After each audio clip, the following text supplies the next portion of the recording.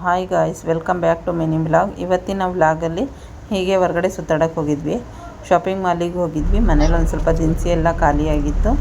ಹೀಗೆ ಹಂಗೆ ತಗೊಂಬರಂಗೆ ಆಗುತ್ತೆ, ಮಕ್ಕಳಿಗೂ ಹೊರಗಡೆ ಸುತ್ತಾಡಿಸ್ದಂಗೆ ಆಗುತ್ತೆ ಅಂತ ಹೀಗೆ ಹೋಗಿದ್ವಿ. ನಮ್ಮ ಮನೆಯವ್ರು ಗಾರೆ ಕೆಲಸಕ್ಕೆ ಹೋಗೋದ್ರಿಂದ ಅವ್ರಿಗೆ ತುಂಬ ಮೈಕೈ ನೋವಿತ್ತು. ಹಾಗಾಗಿ ಇವತ್ತು ಕೆಲಸಕ್ಕೆ ಹೋಗಲಿಲ್ಲ. ನಮ್ಮದು ಗಾಡಿ ತೆಗ್ದು ಸುಮಾರು 1.5 ತಿಂಗಳು ಮೇಲಾಗಿತ್ತು. ಗಾಡಿ ಮನೆಯಲ್ಲೇ ನಿಲ್ಲಿಸಿದ್ವಿ. ಎಲ್ಲೂ ಹೊರಗಡೆ ಎಲ್ಲೂ ಹೋಗಿರಲಿಲ್ಲ. ಮಕ್ಕಳಿಗೆ ರಜಾ ಕೊಟ್ಟಾಗಲೂ ಎಲ್ಲೂ ಕರ್ಕೊಂಡು ಹೋಗಿರಲಿಲ್ಲ.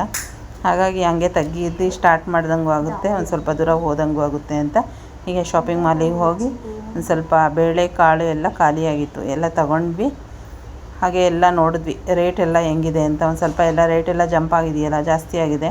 ಹೀಗೆ ನೋಡಿದೆ, ಎಲ್ಲ ಪರವಾಗಿರಲಿಲ್ಲ, ನಮಗೆ ತಕ್ಕನಂಗೆ ಇತ್ತು. ಎಲ್ಲ ತಗೊಂಡ್ವಿ. ಒಂದು ಸ್ವಲ್ಪ ನಾನೆಲ್ಲ ಒಂದು ಸ್ವಲ್ಪ ಸಾಮಾನೆಲ್ಲ ತೊಗೊಂಡು ಎಲ್ಲ ನೋಡ್ತಾ ಇದ್ದೆ. ಆ ಕಡೆ ಈ ಕಡೆ ಎಲ್ಲ ಜಾಸ್ತಿ ಏನೂ ಸಾಮಾನು ಇರಲಿಲ್ಲ ತಗೊಳ್ಳೋದು.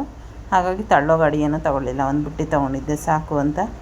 ಹಾಗೆ ತೊಗೊಂಡು ಮುಂದೆ ಬಂದ್ವಿ. ಕಾಫಿ ಪೌಡ್ರ್ ಏನಾರು ಚೆನ್ನಾಗಿರೋದು ಸಿಗುತ್ತಾ ಅಂತ. ನನಗೆ ಇಷ್ಟ ಆಗಿರೋ ಕಾಫಿ ಪೌಡ್ರ್ ಯಾವುದೂ ಸಿಗಲಿಲ್ಲ. ಎಣ್ಣೆ ಎಲ್ಲ ನೋಡಿದೆ, ಎಣ್ಣೆ ನಮ್ಮನೇಲಿ ಒಂದು ಸ್ವಲ್ಪ ಇತ್ತು. ನೋಡಿದೆ ಏನೋ ಕಡಿಮೆ ಆಗಿದೆಯಾ ಎಣ್ಣೆ ರೇಟು ಅಂತ. ಅದು ಏನೂ ಆಗಿರಲಿಲ್ಲ. ಹಾಗಾಗಿ ತೊಗೊಂಡಿಲ್ಲ. ನೋಡೋಣ ಮುಂದೆ ಖಾಲಿ ಆದಮೇಲೆ ಮನೇಲಿ ತೊಗೊಳ್ಳೋಣ ಅಂತ ಎಲ್ಲ ನೋಡಿದೆ. ನನ್ನ ಮಗಳು ತಿನ್ನೋದೇ ಹುಡುಕ್ತಾಯಿದ್ಲು.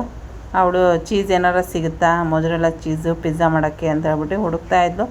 ಅದು ಅವಳಿಗೆ ಸಿಗಲಿಲ್ಲ, ಅದಿಲ್ಲ ಅಂತೇಳಿ. ಹಾಗಾಗಿ ಅವಳು ಚೀಸ್ ಇಲ್ಲ, ನನಗೆ ಇಲ್ಲಿ ಬೇಡ, ಬೇರೆ ಕಡೆ ಕರ್ಕೊಂಡೋಗ್ರಿ, ನಾನು ತೊಗೊತೀನಿ ಅಂತ ಇದನ್ನೆಲ್ಲ ಮಾಡ್ತಾಯಿದ್ಲು. ವಾದ ಮಾಡ್ಕೊಂಡು ನಿಂತಿದ್ಲು ಅವರಪ್ಪನ ಹತ್ರ. ಸರಿ ಕರ್ಕೊಂಡೋಗ್ತೀನಿ ಅಂತ ಹೇಳ್ಬಿಟ್ಟು ಎಲ್ಲ ಬಿಲ್ಲೆಲ್ಲ ಹಾಕ್ಸಿದ್ವಿ. ಆ ಕಡೆ ಎಲ್ಲ ನೋಡಿದ್ವಿ, ಆ ಕಡೆ ಈ ಕಡೆ ಎಲ್ಲ ಏನೂ ಇರಲಿಲ್ಲ. ಆಮೇಲೆ ಬಿಲ್ಲೆಲ್ಲ ಹಾಕಿಸಿ ತಗೊಂಡು ಸೀದಾ ಬಂದ್ವಿ. ಪಾನಿಪುರಿ ತಿನ್ಕೊಂಡು ಮಕ್ಕಳಿಗೆಲ್ಲ ಪಾನಿಪುರಿ ಎಲ್ಲ ತಿನ್ನಿಸಿದ್ವಿ. ಸುಮಾರು ದಿನ ಆಗಿತ್ತು, ಎಲ್ಲೂ ಕರ್ಕೊಂಡೋಗಿರಲಿಲ್ಲ. ಪಾನಿಪುರಿನೂ ಮನೆಗೆ ತೊಗೊಬಂದು ಕೊಡ್ತಾಯಿದ್ವಿ. ಮನೇಲೇ ಎಲ್ಲ ತಿಂತಾಯಿದ್ರು. ಹೊರಗಡೆ ಕರ್ಕೊಂಡೋಗಿ ತಿನ್ಸೋಣ ಅಂತ ಹೇಳ್ಬಿಟ್ಟು ಹೊರಗಡೆ ಎಲ್ಲ ಕರ್ಕೊಂಡೋಗಿ ತಿನ್ನಿಸ್ದೆ.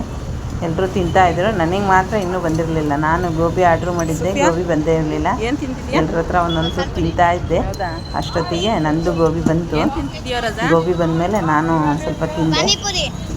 ನನ್ನ ಮಗ ಮಾತಾಡ್ತಾ ಇದ್ದ, ತಿನ್ನೋಕ್ಕೂ ಬಿಡ್ತಾ ಇರಲಿಲ್ಲ ಅವನಿಗೆ, ಹಂಗೆ ಮಾತಾಡಿಸ್ತಿದ್ದೆ ನಾನು.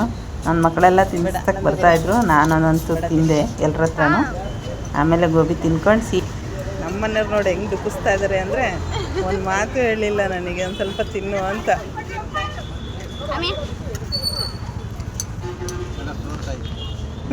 ತಿನ್ನು ಬೇಗ.